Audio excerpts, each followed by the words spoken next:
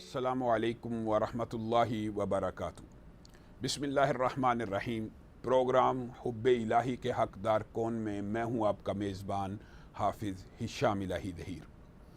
معزز ناظرین گرامی قدر، آج ہم آپ کا تعارف ایک نئی کیٹیگری سے کروائیں گے کہ جن سے اللہ رب العزت بے تحاشا محبت فرماتے ہیں۔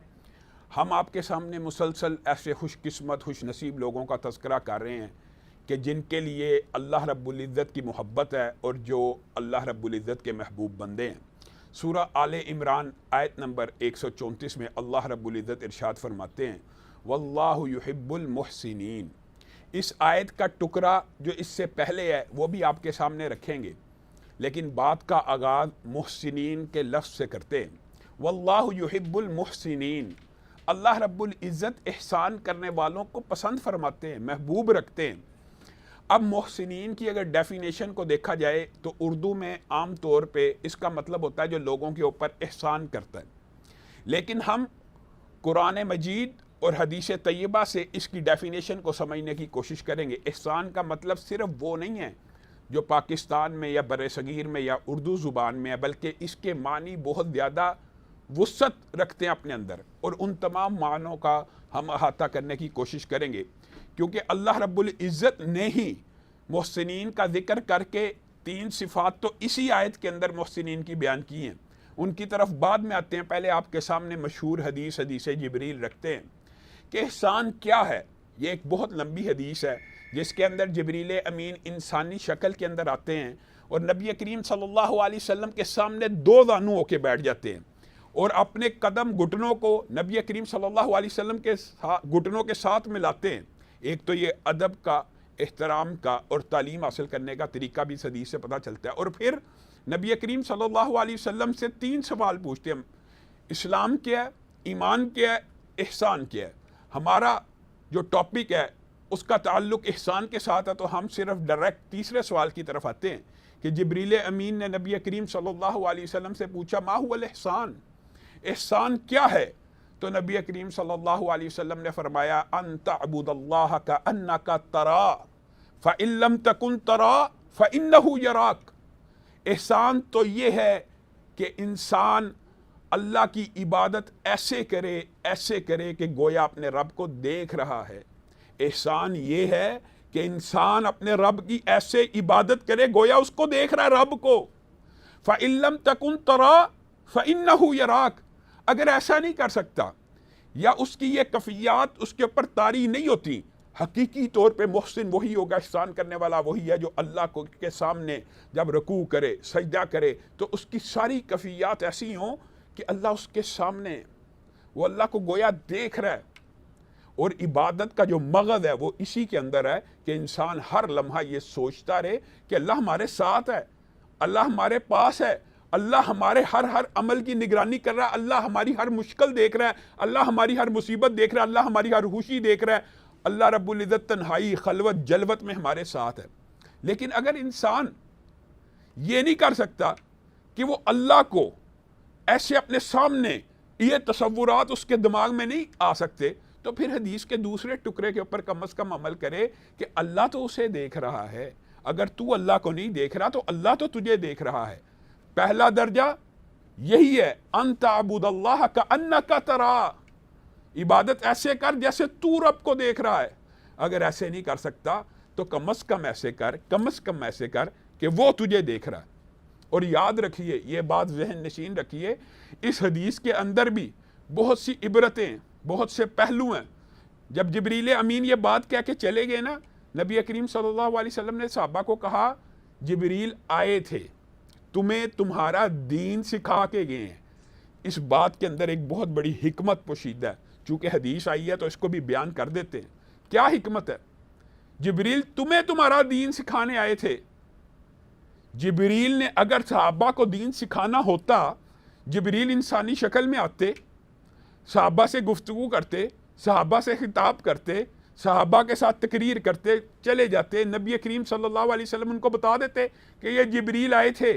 نہیں، جبریل آئے، نبی کریم صلی اللہ علیہ وسلم کے پاس آئے اور نبی کریم سے سوالات کیے اور نبی کریم نے جواب دیے، تو ثابت یہ ہوا کہ کہ جبریل بھی براہ راست آ کے امت کو دین نہیں سکھاتے، دین وہی ہے جو نبی کریم صلی اللہ علیہ وسلم کی زبان سے نکلے. بس دین صرف وہ ہے کہ جو نبی کریم صلی اللہ علیہ وسلم کی زبان سے بات ادا ہو. اگر ہم اس حدیث کو، اس بات کو اپنے پلے باندھ لیں نا کہ اللہ رب العزت بھی جبریل کو براہ راست دین سکھانے کے لیے نہیں بھیجتے بلکہ نبی کریم کے پاس بھیجتے ہیں تاکہ نبی کے منہ سے جو الفاظ نکلیں، ان کے پیارے ہونٹوں سے جو الفاظ نکلیں وہ دین بن جائیں. ایک بات. دوسرا، اس حدیث کے اندر یہ بات معلوم ہوتی ہے کہ انسان کو اللہ رب العزت کی عبادت ایسے کرنی چاہیے ہر لمحہ عبادت کے علاوہ بھی زندگی کا ہر گوشہ، ہر لمحہ 24 گھنٹے اس کے ذہن میں یہ تصور ہونا چاہیے کہ اس کا رب اس کے ہمراہ ہے، اس کا رب اس کو تنہائیوں میں دیکھ رہا ہے، اس کا رب اس کو حلوت جلوت میں دیکھ رہا ہے. یہ شعور اگر انسان کے اندر پیدا ہو جائے نا، آپ خود ایک عام فہم مثال دیتا ہوں آپ کو بات سمجھ آ جائے گی. کیا اگر انسان کو پتا ہو، ڈاکٹر کہہ دیں آج تو نے آخری دن تو نے زندہ رہنا ہے، آج تیرا ڈیتھ ڈے ہے، آج تو نے مر جانا ہے، اب انسان کو کنفرم ہو جائے کہ میں نے اللہ رب العزت کی بارگاہ میں آج پیش ہونا ہے، یعنی میں نے اپنے رب سے ملاقات کرنی ہے، تو انسان اللہ رب العزت کی کیسی خوبصورت عبادت کرے گا کہ آج میرا رب سے ملاقات کا دن ہے اور میں رب کے سامنے پیش ہونے والا ہوں، تو میں آج تو عبادت کروں. اچھا، یہ یقین، یہ تیقن اس کو صرف موت کے دن آئے گا؟ ڈاکٹر بتا دے تو تب یقین آتا ہے.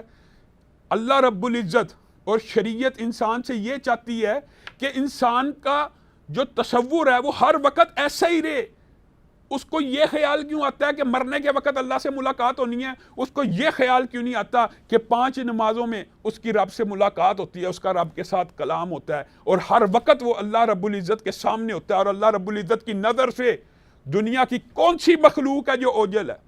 اللہ رب العزت کلام حمید میں ارشاد فرماتے ہیں کوئی پتا زمین پہ نہیں گرتا. آپ خود اندازہ لگا لیجئے کتنے دنیا میں درخت ہیں، کوئی پتا زمین پہ نہیں گرتا. اللہ تعالیٰ کو معلوم ہوتا ہے فلاں درخت کا فلاں شہر میں فلاں پتا اس وقت زمین پہ گر گیا ہے.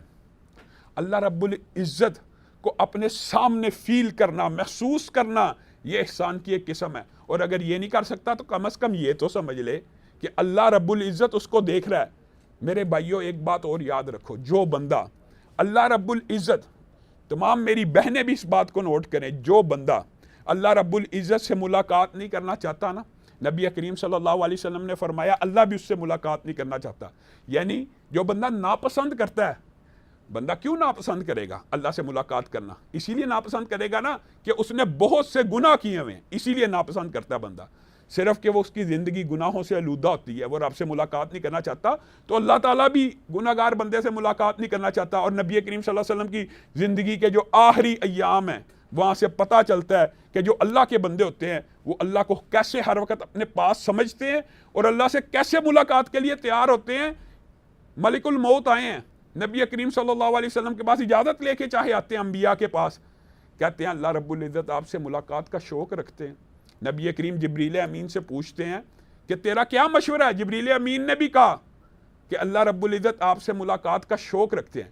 تو نبی کریم صلی اللہ علیہ وسلم نے اس وقت کیا الفاظ کے؟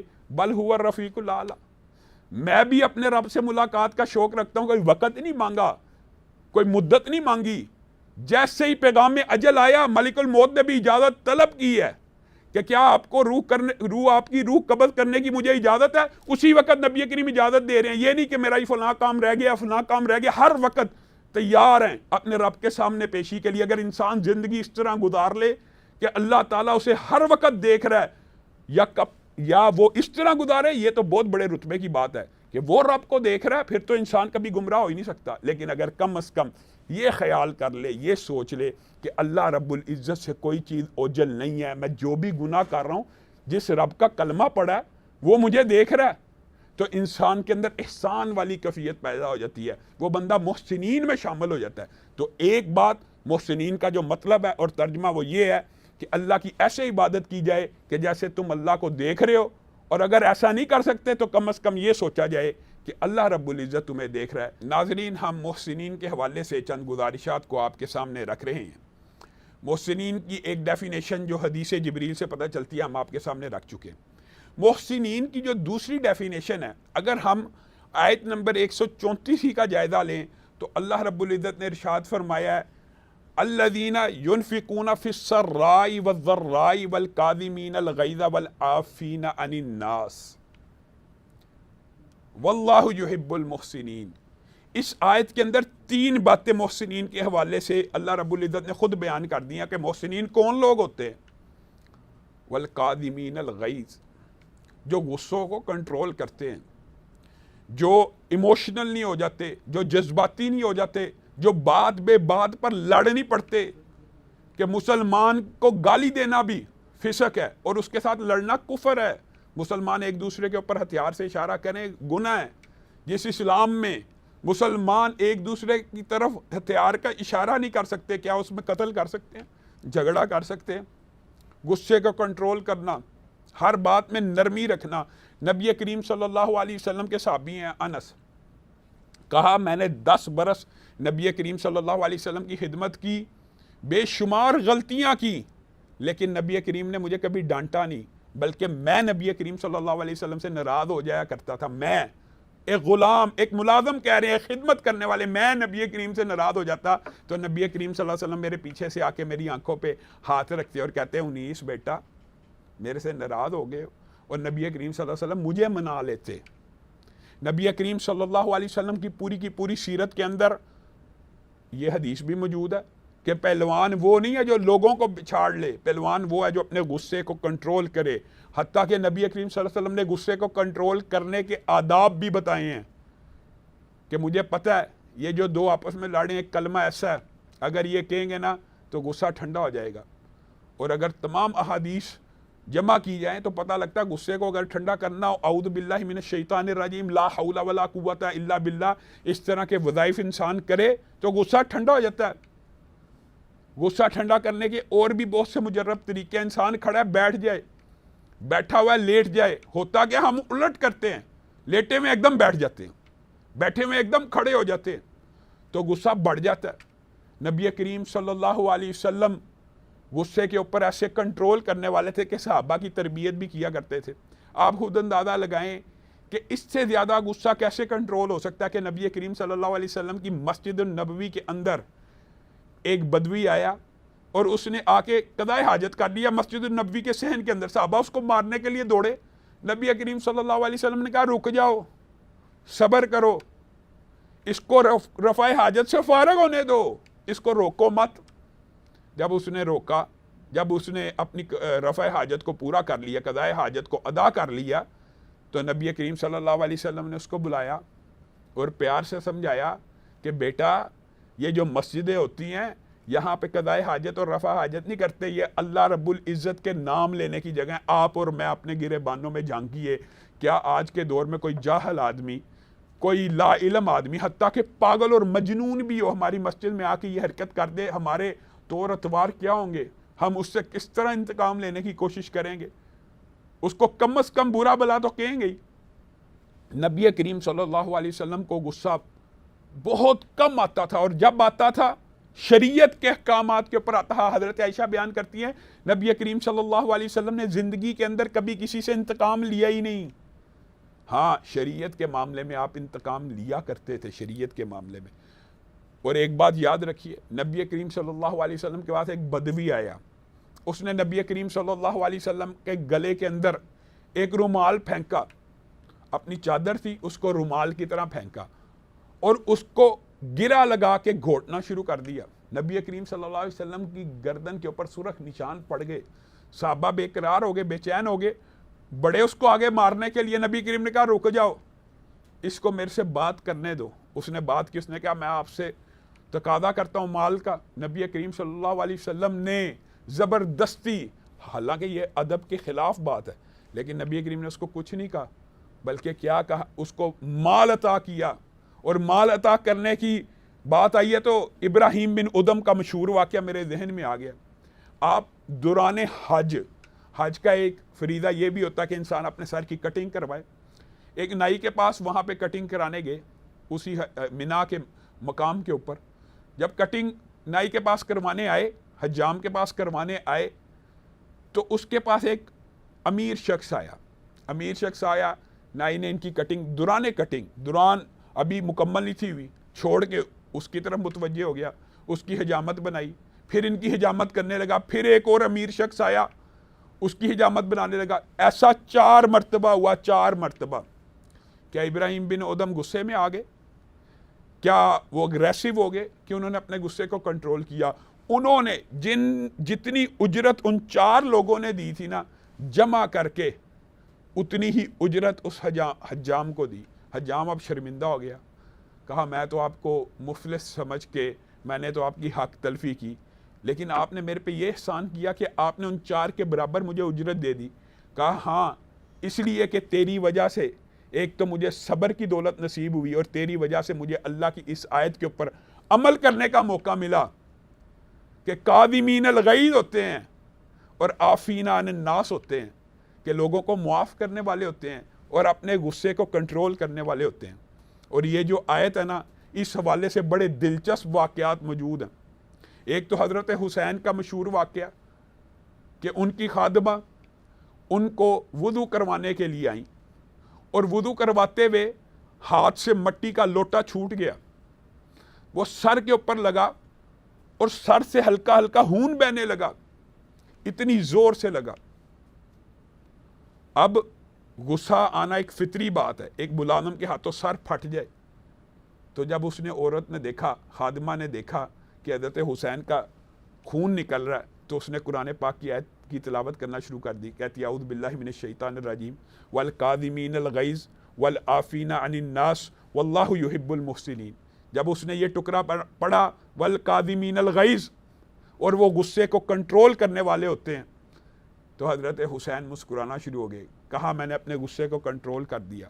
جب اس نے کہا والعافین عن الناس، وہ لوگوں کو معاف کرنے والے ہوتے ہیں، حضرت حسین نے کہا میں نے تجھے معاف کر دیا۔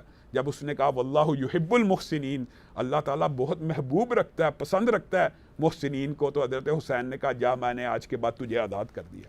یہی واقعہ ان کے اپنے بیٹے زین العابدین سے بھی منقول ہے کہ ان کے ساتھ بھی یہی واقعہ ہوا، ان کے اوپر سالن گر گیا۔ مختلف واقعات اس حوالے سے موجود ہیں۔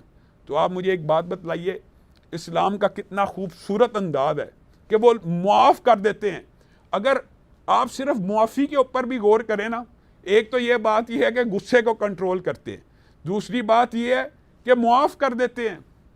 اگر صرف معافی کے حوالے سے آپ ذرا اس واقعات کے اوپر، ان واقعات کے اوپر غور کرنا، تو آپ حیران رہ جائیں گے۔